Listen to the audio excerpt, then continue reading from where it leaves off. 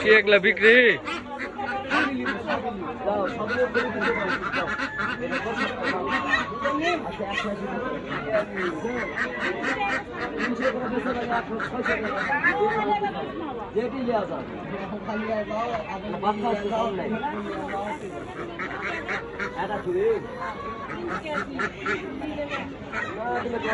$300 piece.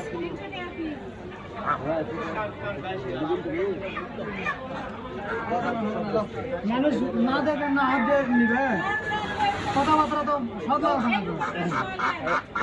ওই লোকে কি নিচ্ছে?